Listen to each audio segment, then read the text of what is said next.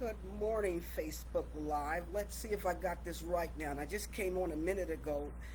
This is the first time I'm doing this on my laptop. I'm having a problem with my phone. So, if you can see my heading, it says Dream/Vision Interpretation plus Testimony. Okay, so what I'm coming on for is I just wanted to talk a little bit about dream interpretation and visions. All right, here we go again. So I bind the enemy. I just believe this is an all-out attack on all my equipment. Oh, my phone is just totally going crazy. But anyway, how's everybody doing? Like I said, I wanted to come on and I wanted to talk about dream interpretation and visions and to give you a testimony. I've been watching a whole bunch of posts, and it seems like the ministers of God and those that are not ministers, it seems like everybody is talking about dreams and visions. So maybe in this season, the Lord is really dealing with his people about understanding and learning about dreams and visions and interpretation. And so I just want to give a little testimony of how I began to learn, because I struggled in the beginning with dream interpretation, and then I didn't know that visions can be interpreted either. So I struggled with these things in the beginning, but I got it down, and I'm learning more from the mentors that God has put in my life. So when I first began to deal with dream interpretation, I did what everybody else did. I got some books and I started listening to people's videos and stuff like that. And for the most part, it didn't seem to help me. And I think it didn't help me because I was just really so frustrated with the whole process. And so I did what everybody was saying, write down your dreams. And then they told us, compare them to the scriptures. And then you could understand this about if you compare it to scriptures, if you've seen colors and numbers and stuff like that. Well, none of that worked for me. But what I did learn, that my dreams were heightened when I was in the midst of an assignment or a battle. Not only that, there, and one time I was so frustrated, I just grabbed my dreams, and I began to just go over the whole book of dreams, and I just began to read all the dreams. And when I began to read all the dreams, there was a breakthrough. Because what I found out, that there was a commonality, or in certain dreams, I kept having a certain type of dreams. That particular dreams was, I was all in those dreams. The connection was, I was always waiting or being delayed. And so when I noticed those type of dreams, and it was quite a few of them, and you got to be led by God. So I felt like I was led to go look up sermons about being delayed. That's when I ran into this thing that I had never heard of, called a spirit of delay. And so I began to look at those sermons, and all of it started making sense in my life. So that was my breakthrough in dream interpretation. Going back and reading all the dreams and seeing if they had a certain kind of commonality, and it did. And so right after that, that's when I realized that I understood my dreams best when I was in the midst of assignment for God, or in the midst of a warfare battle. That's when my dreams came alive. The dream interpretation and the visions became alive to me. I started understanding without anybody's input. First of all, let me step back a minute. Everything in my life is centered around my prayer life. My prayer life is number one, outside of fasting, outside of anything, is my prayer life. Everything is based around that there. And so, when you're in the midst of a battle or an assignment, you without fail, you have to be praying. And for me personally, you have to be fasting. Okay. So everything was centered around that there. So I found myself, when I'm in these battles, praying, fasting, and understanding the interpretation of the dreams, the dreams that was coming from God and the dreams that was coming from the devil. Because within these dreams was the actual battle of good and evil. It was like the enemy was sending forth attacks so I can fall in the trap. And God was sending forth solution and showing me what to do, what to say, how to pray, and everything. So I'm talking about a real battle between dreams and dreams. And so, and in the midst of all that, I was praying and fasting. And so the breakthrough for dream interpretation for me came in the midst of warfare battles and warfare strategies. And so that might be different for you, okay, because everybody is different on how God deals with us all, but there is a general consensus that you can interpret your dreams based upon the Bible. It's like, for instance, if you look at the general consensus around a house from people that teach on dream interpretation is that when you see a house in your dream, it's talking about you, because you are the house of God. And to some, and 9 times out of 10, that is correct.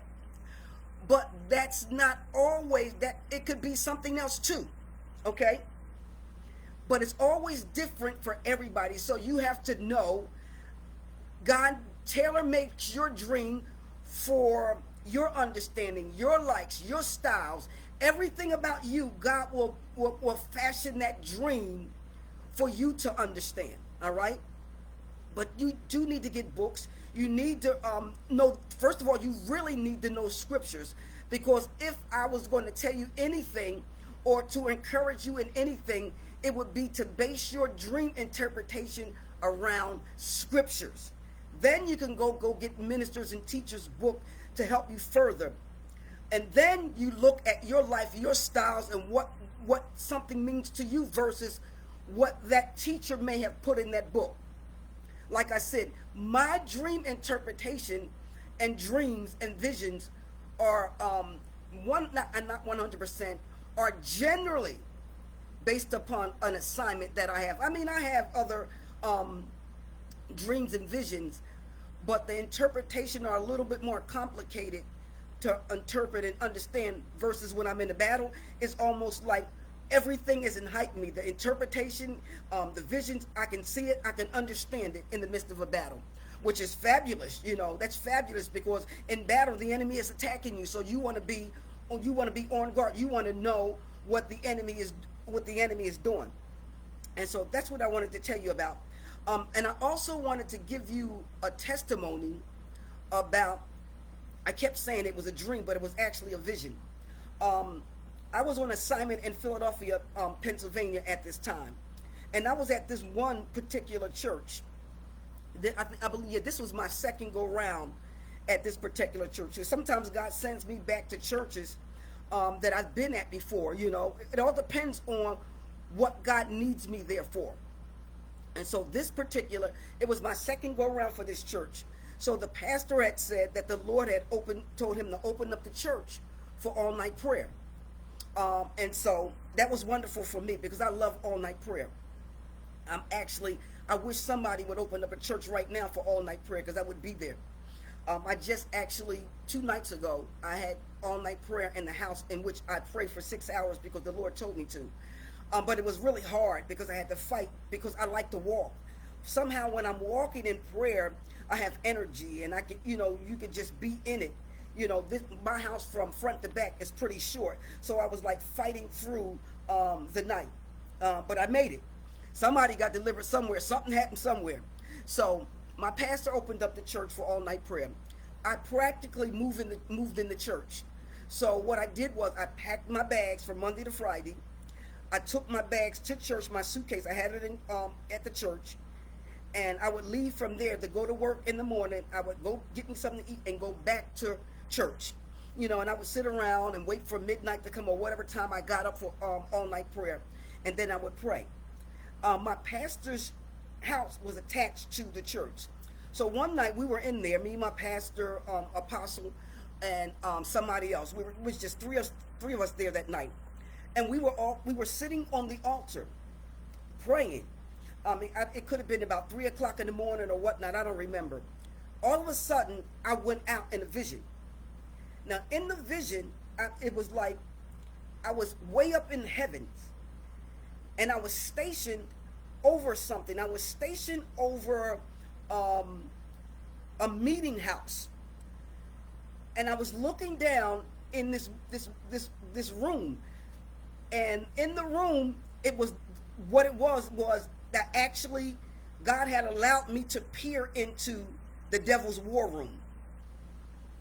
The Lord had allowed me to peer into the devil's war room. Peer, P-E-E-R.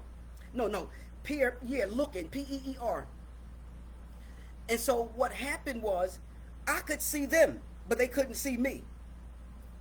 I guess seated in heavenly places. I could see them, but they couldn't see me.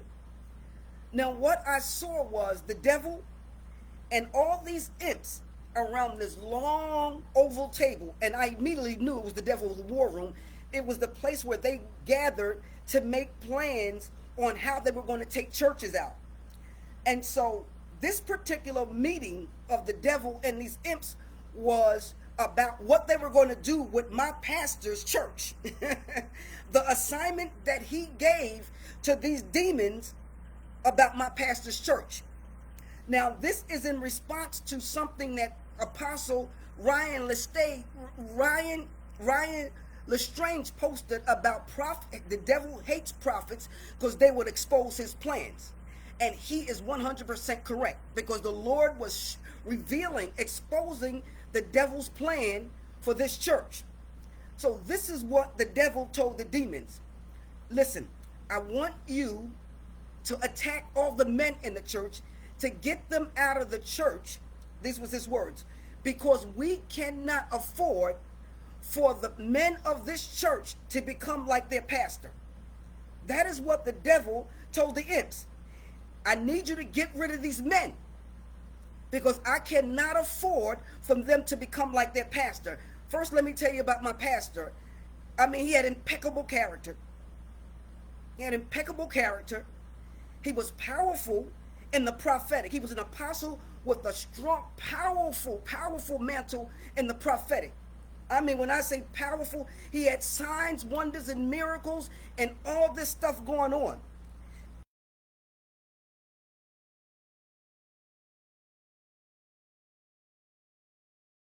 So he assigned every demon to attack the men, to get the men out of the church. It had already been, like a revolving door with the men in the church. But then this assignment was specific to get them all out the church, so it could be a church full of women. Who wants a church full of women?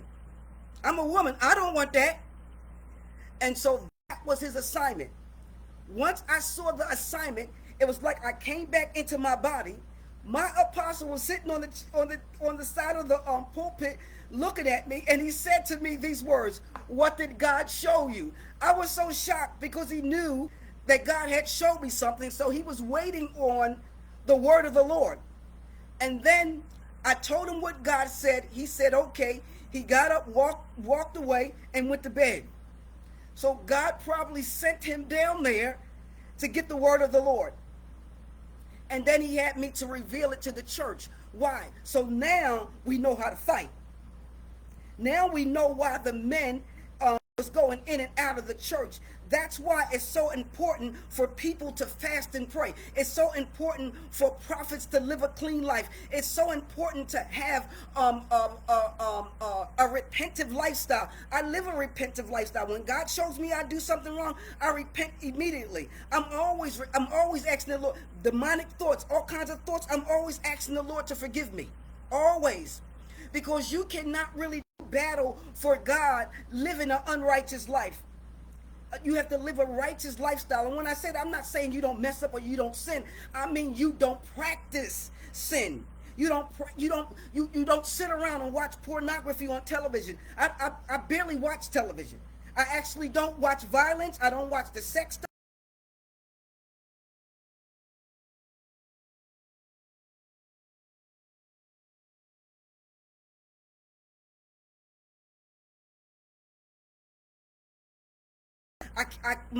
My spirit can't all the heavy petting and kissing stuff. So I don't watch none of that stuff.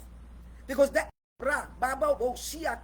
because that is an open door for the enemy come to defile your spirit.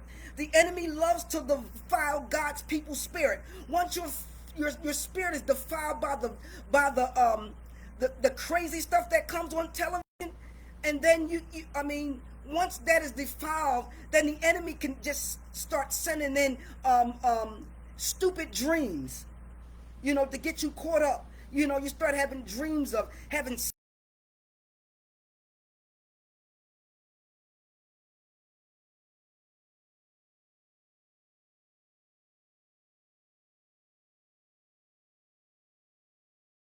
where it was coming from, because I was addicted to porn.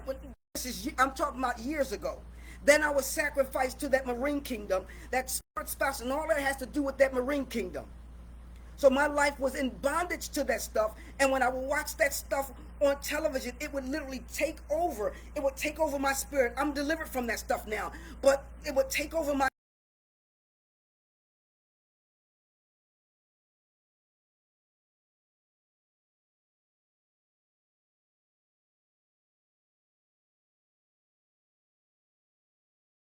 okay? And that would affect your dream life. That would affect your visions. Okay, so you gotta, if you're going to be one that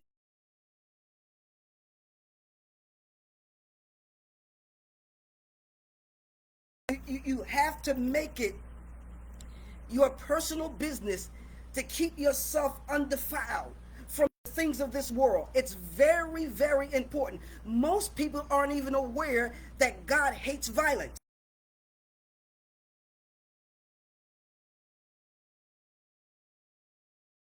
That was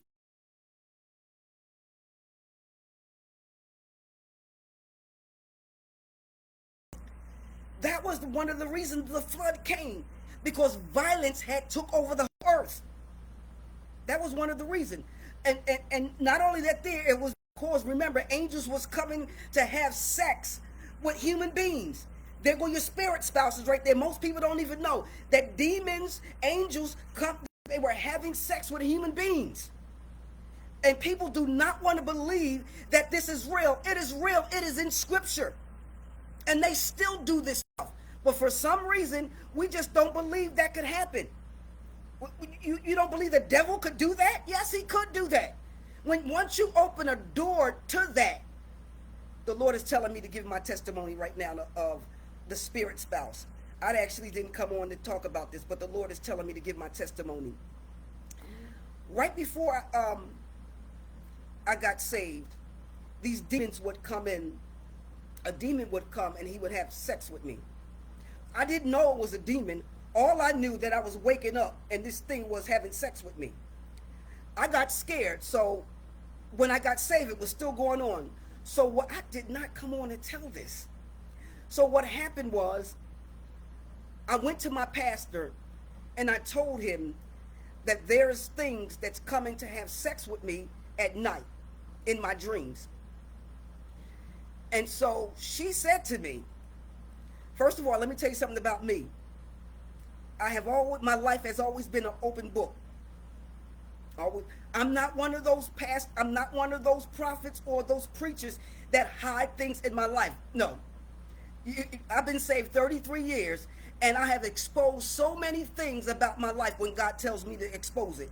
And so I don't hold nothing back when God tells me to reveal something about me, because it might not help you, but you don't know it's going to help somebody else. So you can criticize me all you want and say what you want, but somebody is going to get help, okay? Maybe not you, but somebody's going to get help. So what I did was I told my pastor. My pastor at this time, she didn't understand what was going on. She said, oh, that's just the devil, rebuke him. But it was way more to this and me being attached and involved with that marine kingdom. So at this time, God had moved me from quite a few churches, because I had other assignments in other churches. But this was still going on. It would not go away. And so when I got to the church where God would reveal to me everything that was going on, then God gave me the dream of gave me two dreams of me being sacrificed to this kingdom. When I was a baby, there was this woman in my dreams. And she took me. She was strolling me to the water. She was in the dream. She took the stroller and we was on the sand. We was on the beach and she rolled me there. That was the first initiation. Then the second initiation was somebody had put me or threw me in the water, and I was like 4 or 5 years old. And I was in the water fighting like crazy to get out of the water, and people, they were pulling me back. They were something underwater was pulling me back to the water. I was about 4 or 5, and I was fighting with everything that was in me to get out of that water, to get out. But it was too late because they had already did, whatever the witches or whoever did this had already did it. Okay, now God revealed this to me years into my salvation, and then began to show me that I was sacrificed. Now, whatever witches or whoever did this, I have no idea, because I asked the Lord to show me, and he wouldn't show me. And so right after that, there years when I started getting older, that's when I started getting addicted to porn. I was addicted to porn for years. Addicted to masturbation, addicted to everything that had to do with that marine kingdom. That's when I realized I would literally feel a ring like I was married to somebody on my finger. That's when I knew that I had a spirit spouse. And then that's when I started learning about incubus and succubus. These were spirits that would have sex with men and have sex with women. And I was one of the ones they were doing this to. I was in ministry and everything. Did I want this to happen? No, I didn't want it to happen. I wanted to get delivered. And so God had sent me to this church where I had this vision. I was in the devil's war room. And God said, go tell the pastor everything that was going on. So I began to tell him everything that was going on and what I was doing and how I was addicted to all this stuff. So once he took me through deliverance. And then he said, we have to do more deliverance. And so I stayed there for a couple years. The demons were still coming. It wasn't until I got mad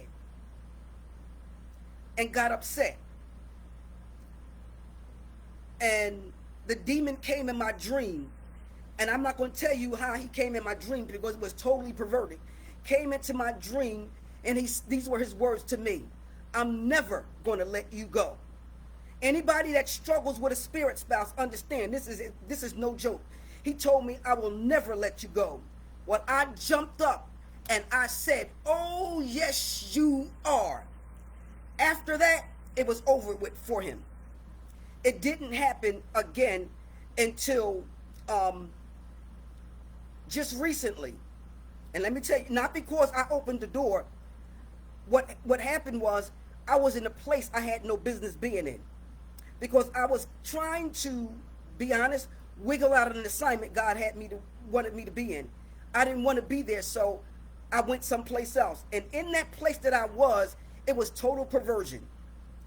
And I would fight with the person. I was like, you can't be watching all that stuff. You got to turn it off. They wouldn't listen to me. And so that demon attacked me. It attacked me. And so God caused something to happen to get me out there, because he rebuked me because I was there. And so when I got to the place where I was supposed to be, he tried again, but he couldn't, because I was in the place that I was supposed to be. Sometimes you will be attacked because you are in places you have no business in being in. Now, I was staying with somebody. I wasn't in a bar or watching television or watching none of this stuff, but I kept hearing stuff. And when I was hearing the stuff, I didn't know it was affecting me.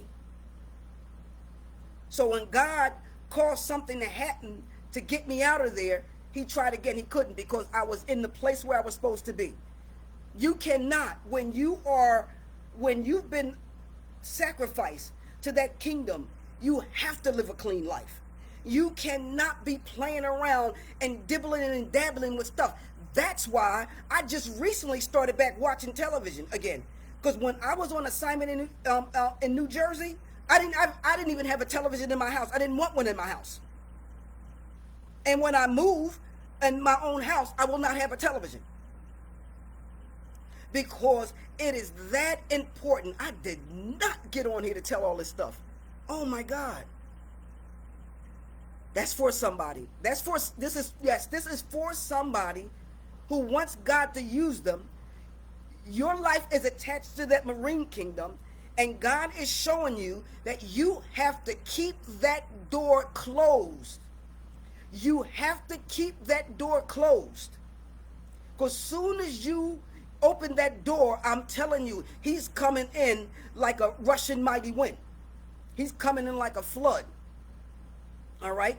I'm sitting there telling you, I don't watch stuff that I ain't got no business watching on television. No, I don't. But you also cannot be in a place where you should not be. Because you being in a place where you should not be is an open door. Because it's almost like you're going right into the devil's territory. And that is what just happened to me. But God got me out there. All right? All right? So, now let me get back to what I was going to tell you about the dreams and the vision. So, I began to tell the pastor, and then I got delivered, and, I got delivered from the masturbation. I got delivered from the spirit spouse and everything. But the final deliverance came when I said, I'm not taking it no more. Okay? So, when the pastor opened up prayer, for all-night prayer, I was there. I practically moved in. We on the altar. We're praying. The enemy had the plan to get all the men out of the church. I told them what was. I told them that God. I told them what the devil had planned for the church. So God caused me to expose the plans of the enemy. So now we knew how to pray and fight. Within those 8 months that I was there, and at 8 months of prayer, God rewarded me. I went to heaven. I was having all kinds of visions and dreams. I was seeing all kinds of stuff. So it's important for you to fast, pray, read your Bible, keep your life clean. Don't be in places that you don't have any business being in. If you're addicted to television, ask the Lord to help you to stop watching the junk on the television so your spirit can stop being defiled. All right, all of that plays an important part in your dreams and your visions, because you want your temple clean so God can use you mightily. All right, so I just came on to tell you that there. I want you all guys to be encouraged, and read your Bible, learn everything that you can do. Don't allow yourself to become frustrated. All right, don't allow yourself to become frustrated. And for you, that the part of this video was for the spirit spouses in the marine kingdom, I specifically want you to be encouraged that you can be delivered from that marine kingdom. Now, he will be trying to set you up in everything, but you, as long as you make up in your mind that you're going to stay free and you're going to get free, there's nothing that he will be able to do to you. That's all I came on to say. Love you all. Bye-bye.